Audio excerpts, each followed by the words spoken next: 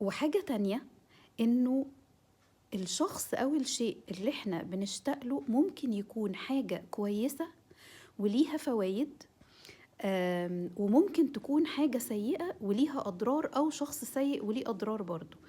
يعني مثلًا إحنا ممكن نكون بنشتاق لو قُلنا لشخص ماشي زوج، زوجة، ابن، أب، أخ، وممكن نكون بنشتاق للأشياء اللي هو مثلًا زي التمرين بعد انقطاع عن العمل مثلًا، فبقى وحشني الشغل يعني مش متأكدة أوي من الحتّة دي، بس ماشي يعني.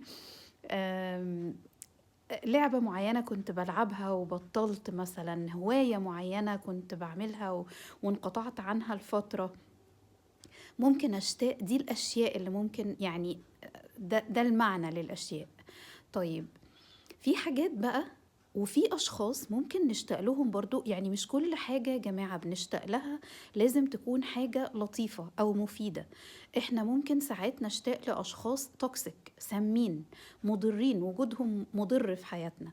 وممكن نشتاق لحاجات كمان، أشياء أهي برضه سيئة، زي مثلا عادات معينة آم، كنا يعني حاجات متعودين عليها وحاولنا نبطّلها وعملنا فيها مجهود، بس اشتقنا لها أوي عشان انقطعنا عنها لفترة، زي تعلُّقنا مثلًا بالسوشيال ميديا، الapplications اللي ممكن نفضل ماسكين عشانها الموبايل أول ما نفتّح عينينا ونفضل ماسكينه لحد ما ننام بالليل، أو إحنا مش قادرين نفتّح عينينا بالليل قبل ما ننام وماسكين الموبايلز برضه.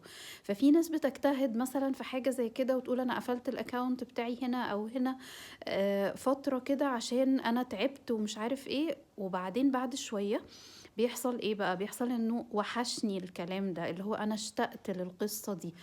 فهي حاجة كانت مُضرة، أنا ما استخدمتهاش